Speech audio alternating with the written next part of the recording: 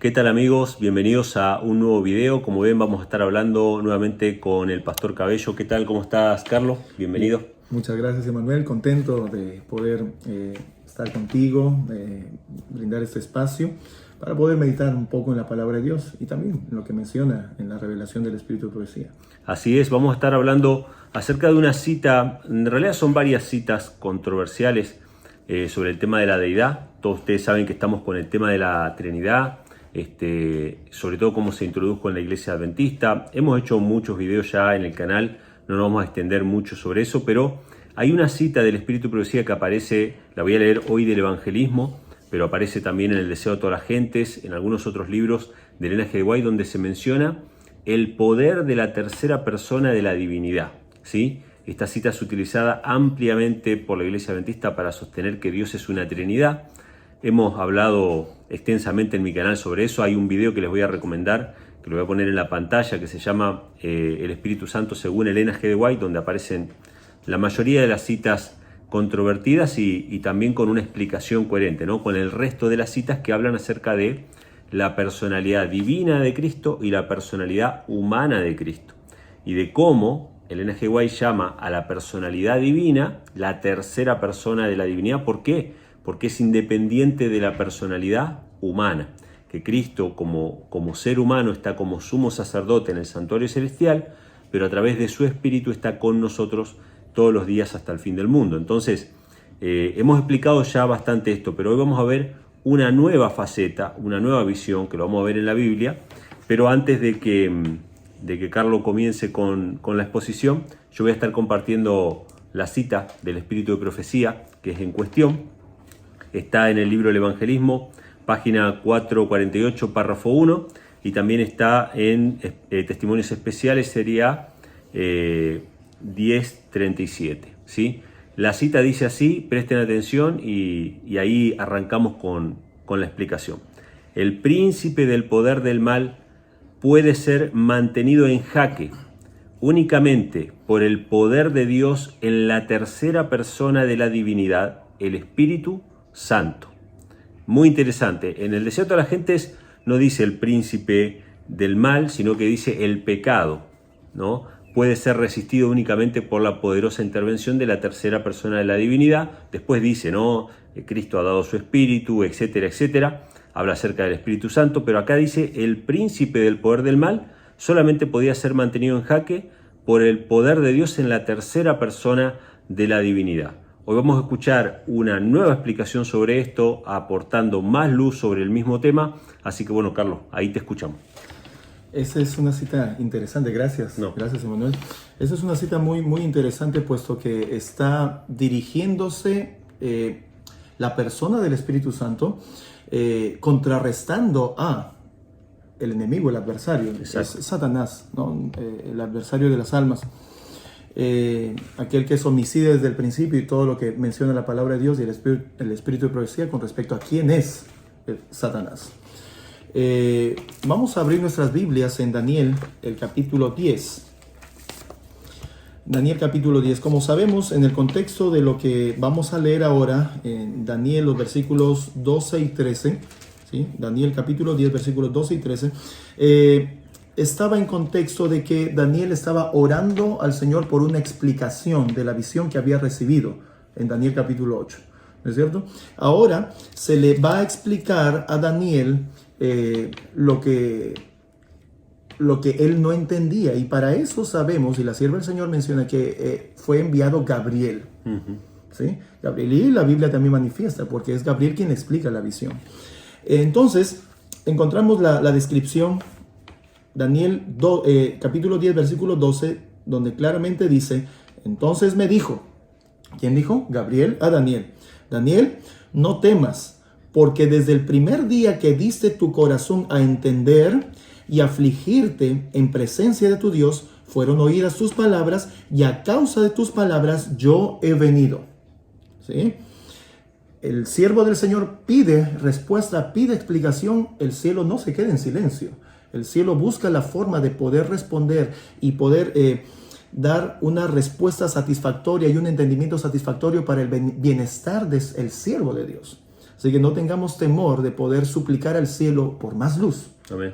¿Sí? Si es que tenemos dudas de algo, si es que en nuestro corazón todavía existe un vacío o un no entender en parte de las Escrituras, la mejor forma de poder encontrar explicaciones, primero suplicando al cielo y luego el cielo respondiendo, ¿sí? Para con nosotros. El versículo 13 dice: mas el príncipe del reino de Persia se puso contra mí 21 días. Y he aquí, Miguel, uno de los principales príncipes, vino para ayudarme, y yo quedé allí con los reyes de Persia. Y aquí viene lo interesante y lo que salta después de la cita que has leído, puesto que se menciona aquí el príncipe del reino de Persia, ¿sí? Al leerlo de manera simple podemos decir, bueno, es el rey de Persia, ¿no? Es el gobernante humano, ¿no? Que estaba ahí sentado en el trono de Persia.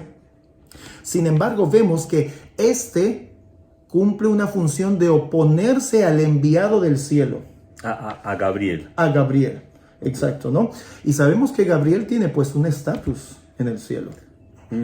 Y ese estatus de Gabriel, pues la sierva del Señor lo menciona, comentaste en algunos de tus videos pasados también, pues en primer lugar está el Padre, ¿no? Después del Padre está el Hijo, y después del Hijo en la actualidad pues es Gabriel, en autoridad, ¿no? Y con el poder de parte de Dios, pues Gabriel viene y hace las misiones y las responsabilidades que el cielo le otorga para hacer. Así que Gabriel había venido con esa autoridad para poder hacer lo que él tenía que hacer primero, acomodar la situación con los humanos, ¿sí? En este caso el príncipe de Persia, para que se pueda cumplir ahora el mensaje que tenía para darle a Daniel.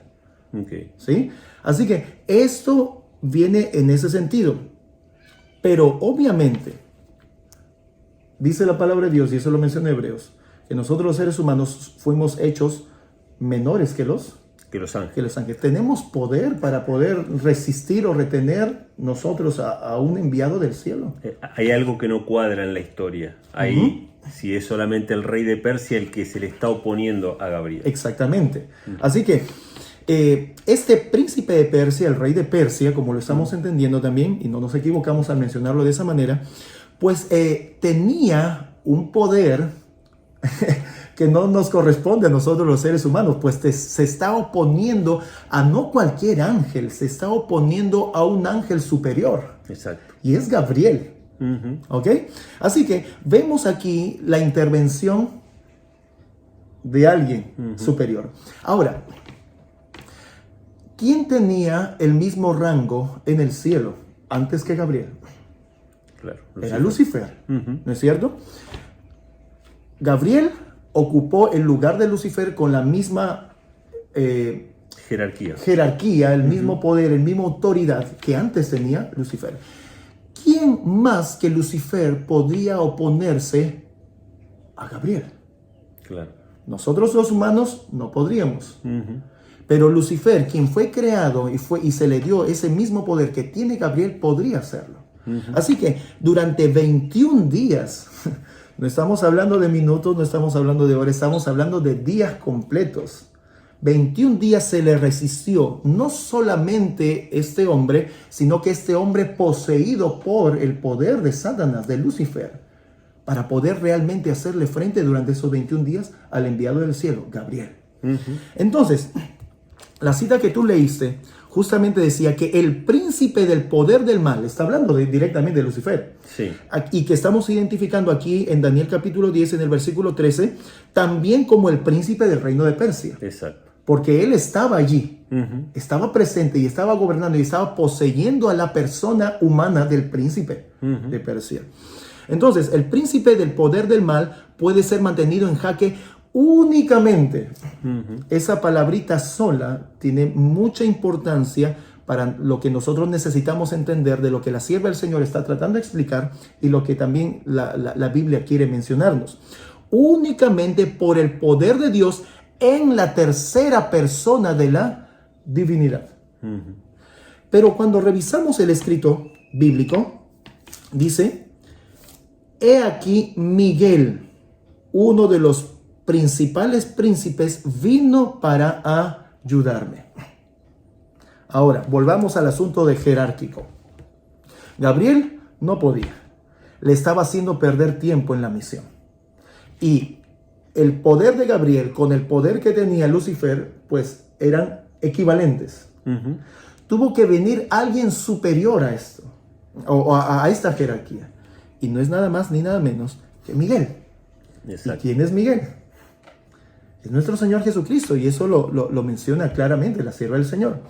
Es alguien superior que puso, ¿qué cosa? Que pudo poner en su lugar a este príncipe de Persia, este príncipe del mal, para sacarlo de escena y, como usando las palabras de la sierva del Señor, poner en jaque Exacto.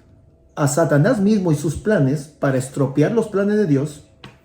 ¿Sí? La sierva del Señor dice, es la tercera persona de la divinidad. Pero en el Antiguo Testamento tenemos que es Miguel, Cristo mismo actuando y obrando en el mismo sentido que la sierva del Señor menciona, poniendo en jaque, poniendo en su lugar, ayudando a Gabriel, ¿sí? Porque Miguel es aquel que tiene más autoridad que Gabriel y más honor y que Satanás mismo, obviamente, ¿no? Y más poder. Pudo, ¿qué cosa? Vencer a Satanás, ponerlo en jaque para dejar que el plan del Señor pues pueda continuar su curso de manera clara. Entonces, esto es interesante, la comparación entre lo que dice el Espíritu de Profecía y lo que dice la Biblia.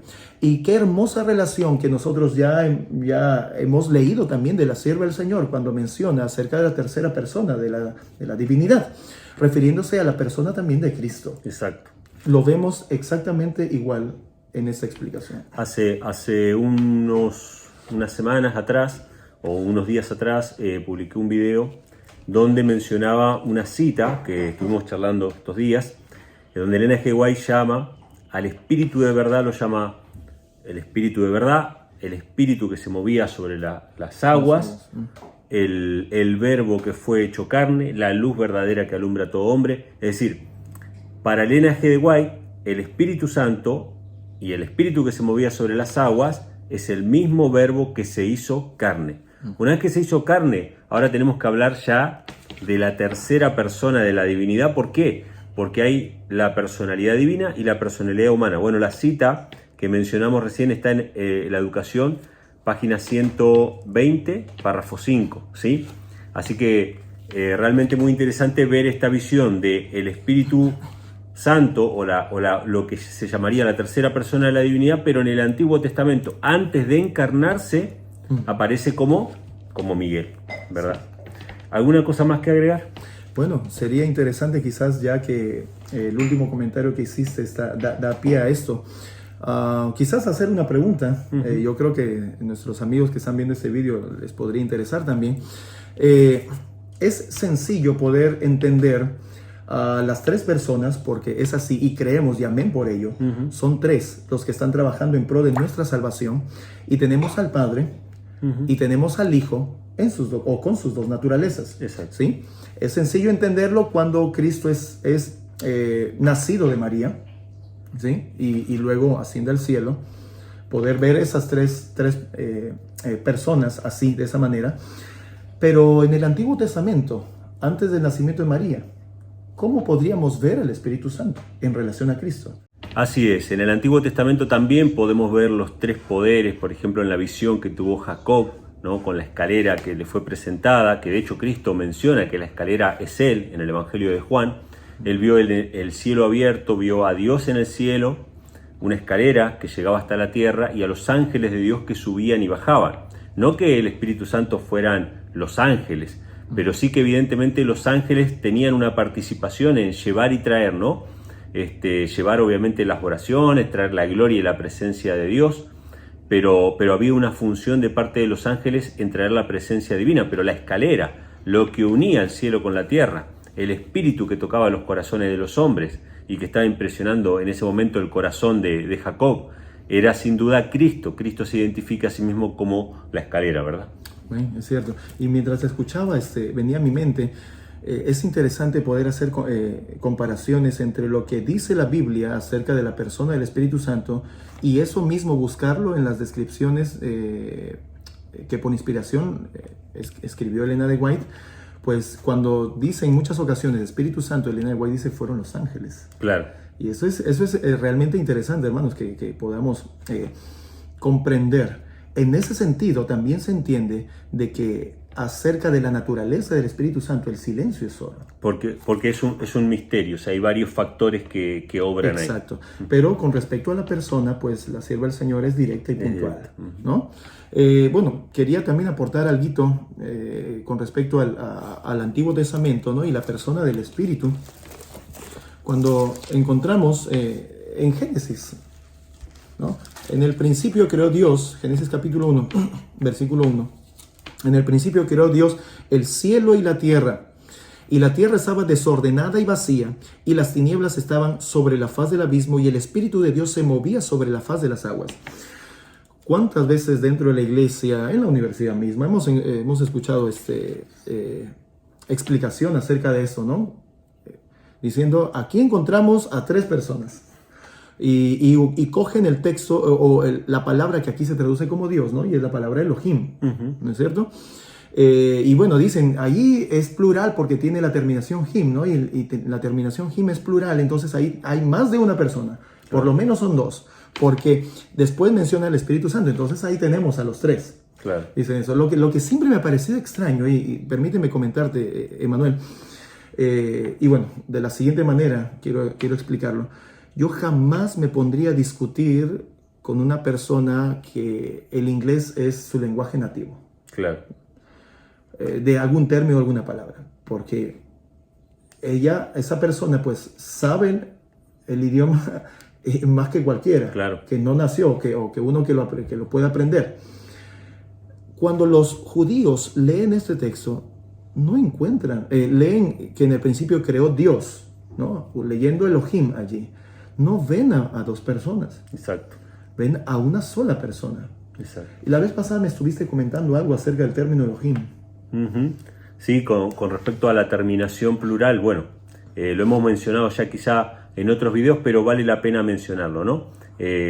La palabra Elohim, que sí tiene una terminación plural, no es leída o no es comprendida como un número de personas que componen a ese Dios, simplemente que es entendida como una palabra con un aumentativo, con un plural majestático. Así como podemos leer que había un lugar santísimo, ¿sí? La Biblia lo traduce como lugar santísimo y tiene una terminación plural, se llama Kadoshim, el lugar santísimo, ¿sí? Y hay otros ejemplos también de otras palabras que están escritas en plural, pero que en realidad no están hablando de un grupo de personas o de un grupo de objetos, un grupo de cosas, sino que están hablando de algo que es muy grande. Elohim significa simplemente una autoridad. En el caso de Dios el Padre es la máxima autoridad. La Biblia lo llama el Dios Altísimo. ¿Por qué lo llama el Dios Altísimo? Porque hay otras autoridades que están por debajo. El apóstol Pablo lo dice, ¿no? Hay muchos dioses y muchos señores, pero para nosotros hay un solo Dios que es el Padre. Y los demonios cuando vieron a Cristo, justamente hoy estaba leyendo, ¿no? Los demonios cuando los endemoniados le hablaron a Cristo y le dijeron, ¿qué quieres con nosotros? Hijo del Dios Altísimo. O sea, a Jesús se lo llama Dios también, pero al Padre es al que se le dice el Dios Altísimo. O sea que nada que agregar con respecto a esta palabra plural, Elohim, no le agrega o no aporta al tema de la Trinidad, pero es utilizado muchas veces para decir que Dios es una Trinidad, ¿no? Sí, se sabe también de que a Moisés, Moisés era o iba a simular ser el Elohim de Aarón, ¿no es cierto? Y se está hablando de una sola persona. Exacto. No está hablando de una pluralidad, ¿no? De más de una persona, ¿no? Se refería a Moisés, ¿no? Exacto. Y bueno, un judío cuando lee esto ve a una sola persona aquí, ¿no? Y bueno, lo sabemos que los judíos no reconocen a Jesús como el Hijo de Dios. Sin embargo, si nosotros estuviéramos en una isla, ¿no? Este es un ejemplo que me gustó mucho y es muy simple, muy sencillo. Si estuviéramos solos en una isla, no tuviéramos preparación religiosa ni ninguna idea ya preconcebida acerca de algo con respecto a la fe cristiana, sea lo que sea, y tuviéramos la Biblia sola para poderla leer, no encontraríamos aquí, y déjeme decírtelo ahora, no encontraríamos aquí más de 2 personas. Claro. Porque dice, en el principio creó Dios, Una y ahí persona. encontramos una persona, ¿sí? Yo no sé nada, estoy solo en una isla, ¿no? Claro. No tengo ninguna idea preconcebida, nadie me enseñó nada, yo no he sido educado doctrinalmente en nada, y encuentro que Dios creó. Y ahí tengo a una persona. Y la tierra estaba desordenada y vacía, y las tinieblas estaban sobre la faz del abismo. Y el Espíritu de Dios. Claro. O sea, hay aquí otra persona, pero que está relacionada a Dios el Creador. Exacto. El Espíritu de Dios se movía sobre la faz de las aguas. Entonces, claramente encontramos aquí 2 personas. solo 2 personas. Antes de que avances, me quiero detener en esto del espíritu que se movía sobre la faz de las aguas. Justamente hoy estaba leyendo el momento en que hubo una gran tempestad y los discípulos estaban en una barca, y entonces Jesús aparece caminando sobre las aguas, ¿sí? Vemos acá que decía que el espíritu se movía sobre la faz de las aguas, y Cristo caminando sobre las aguas se le aparece a los discípulos, y los discípulos se asustan y dicen algo interesante. Esto no es algo que lo estoy poniendo con rigor absoluto, pero es algo que me llama la atención a mí, yo lo tomo y lo guardo en mi corazón. Los discípulos dicen, un fantasma, un fantasma. Ustedes saben que en inglés, cuando se habla del Espíritu Santo, se habla de Holy Ghost. Si lo tuviéramos que traducir literalmente, sería un santo fantasma, un fantasma santo. Esto es muy interesante.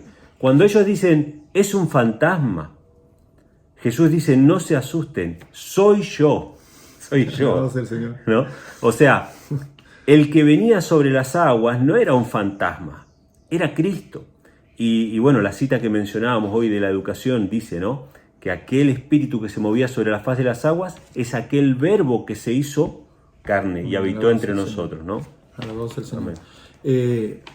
Algo que quizás podríamos mencionar, y permíteme hacerlo Sí. también, haciendo quizás un paréntesis de lo que estamos tratando ahorita. Cristo utiliza 2 expresiones acerca de sí mismo: hijo de hombre y también hijo de Dios. Exacto.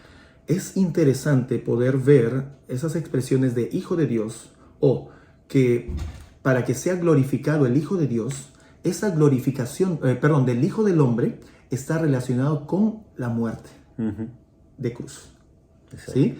La glorificación o la gloria del hijo del hombre relacionado a la muerte de cruz. La sierva del Señor dijo que cuando murió en la cruz, murió solamente su parte, su naturaleza humana, hijo del hombre. Pero cuando se refiere Cristo a hijo de Dios, para que el hijo de Dios sea glorificado, eso maravillosamente está relacionado a los milagros, o cuando Cristo hacía milagros. Ahora, caminando sobre las aguas, Cristo estaba haciendo un milagro. Exacto. ¿Sí? Sabemos de que Él no usó su naturaleza divina, estaba velada, pero siempre pedía poder al Padre, exacto, para que pueda ese poder manifestarse en Él y Él pueda realizar esas acciones para que el Hijo, ¿de quién? De Dios, sea glorificado, haciendo resaltar que Él es divino. Amén. ¿No? Amén. Eso lo encontramos, hermanos, es maravilloso y es cosa para darle gloria al Señor cuando estas cosas vienen en nuestra vida. Nos emociona tanto descubrir esto, porque es a quien nosotros necesitamos conocer. Y todos me conocerán, dice la palabra de Dios, Jeremías 31. Y a nadie le preguntará a su hermano, a su prójimo, al que está a su lado, no, muéstrame al Señor, porque todos me conocerán. Entonces, volviendo a lo que estábamos nosotros mencionando, Génesis capítulo 1, vemos a 2 personas, dijimos, Emanuel. Está aquí Dios, quien creó los cielos y la tierra, y el Espíritu de Dios se movía sobre la faz de la tierra. Y cuando vamos nosotros al Nuevo Testamento, a 2 de Corintios, el capítulo 3, el versículo 17, dice, porque el Señor es el Espíritu, y donde está el Espíritu del Señor, allí hay libertad. Sabemos que la Biblia se explica a sí misma, o se interpreta a sí misma. Nosotros no necesitamos inventar nada para defender una verdad, ¿no es cierto? La verdad se defiende sola. Y este versículo está hablando, o está en contexto de Cristo, hablando de Cristo. El apóstol Pablo está hablando de Cristo y eso lo podemos ver en los versículos anteriores. Y si nos causa duda quizás, pues vayamos adelante, puesto que también se señala eso. Exacto. Según de Corintios capítulo 4, el versículo 5, ¿sí? Dice, porque no nos predicamos a nosotros mismos, sino a Jesucristo el Señor. Exacto. Entonces volvemos a hacer la relación. Según de Corintios 3:17, porque el Señor es el Espíritu. Y luego en el capítulo 4, versículo 5, dice, Jesucristo es el Señor. Exacto. Entonces, no necesitamos inventar nada para defender la verdad. Está escrita y lo que está escrito resulta siendo para nosotros, ¿qué cosa? ¿Un misterio? No es un misterio. Lo que está escrito es lo que ya está revelado. Lo que es misterio, para el Señor, dice Deuteronomio 29:29, lo que está revelado, lo que está escrito, hermanos, es para nosotros. Para nosotros. Y tanto la Biblia como la sierva del Señor manifiestan que el Espíritu Santo es Jesucristo. Así es. Otro pasaje que me venía a la mente mientras te escuchaba mencionar, bueno, este de 2 Corintios 3:17, márquenlo, ¿sí? El Señor es el Espíritu, bien clarito. Pero hay otros pasajes que mencionan, ¿no?, que el primer Adán fue un alma viviente, pero el postrer Adán era un espíritu vivificante, ¿no? O sea, Cristo, que es el postrer Adán, era el espíritu vivificante. Ahora, esto que estamos compartiendo con ustedes es simplemente una visión más, un aporte más a esta famosa cita de la tercera persona de la divinidad, ¿sí? ¿Y cómo lo podemos ver en el Antiguo Testamento? El único poder que puede refrenar el pecado es Cristo en nosotros, la esperanza de gloria. ¿Alguna cosa más que agregar o alguna palabra final?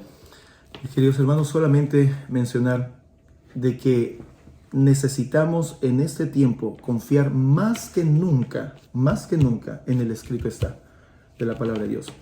Porque es mejor y es una bendición obedecer a Dios antes que a los hombres. Y ya estoy por ahí poniendo un poco de mi palabra. Y lo digo así de esa manera. No de casualidad. Resulta siendo bendición, mis hermanos, confiando más en el Señor que en los hombres. ¿Por qué? Porque muchos han salido por allí predicando una y otra cosa. Nuevos vientos de doctrina llaman, ¿no? Y en muchas ocasiones, sin duda que a ti, Emanuel, a mi persona y a otros hermanos más que están predicando también esta preciosísima verdad, nos señalan y nos tildan de muchas cosas, de muchos adjetivos nos mencionan. Pero mis hermanos, la sierva del Señor menciona como un asunto preparativo para todo lo que se viene con el pueblo de Dios. Y eso que se viene, mis queridos hermanos, es el tiempo de angustia. Quizás en algún otro momento sería bueno o interesante comentar acerca del tiempo de angustia.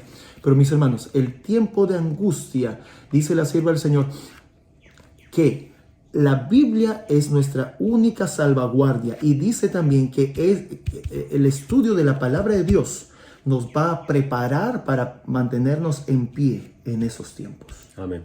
La Biblia y solo la Biblia. Así que mis queridos hermanos, si hoy, con la libertad que todavía el Señor nos permite tener, no aprendemos a confiar al Señor y no aprendemos a confiar en la palabra del Señor, ¿qué va a ser de nosotros? ¿Qué sería del pueblo de Dios? Pero alabado sea el Señor, la promesa y la profecía es clara. El Señor va a tener y va a levantar un pueblo y va a sellar a su pueblo. Y este pueblo va a dar un testimonio directo. Y hoy día estábamos comentando acerca de un testimonio directo, ¿no? Pero va a dar un testimonio directo, mis queridos hermanos. Y eso está sin duda en relación a la declaración de que Jesucristo es ¿quién? Es el Hijo de Dios. Amén. Amén. Alabado sea el Señor. Bueno, muchas gracias, Carlos. Gracias, hermano, por compartir con nosotros, con los suscriptores del canal, con la audiencia. Todas aquellas personas que quieran contactarse con Carlos, yo en el video anterior y en este video estoy dejando el link de su canal de YouTube, por donde él está poniendo sus videos, el ministerio que ellos tienen, ¿sí?, de alabanza, de predicación, etc. Y también estoy poniendo el número de teléfono, así que le pueden enviar ahí su WhatsApp, sus mensajes, sus consultas o lo que fuera, pueden comunicarse directamente con él. Gracias por haber visto este video hasta el final. Ya saben, dejen acá abajo todos sus comentarios sobre este tema, qué les parece. Yo leo todos los comentarios, no siempre respondo todo, pero leo. ¿sí? Porque a veces no sé qué responder o no tengo por ahí el tiempo para responder todo, pero lo leo. Dejen los comentarios porque siempre son disparadores para nuevos temas, para responder consultas o inquietudes. Suscríbanse al canal, compartan este video con sus amigos y Dios mediante nos estaremos viendo en un próximo video. Hasta la próxima.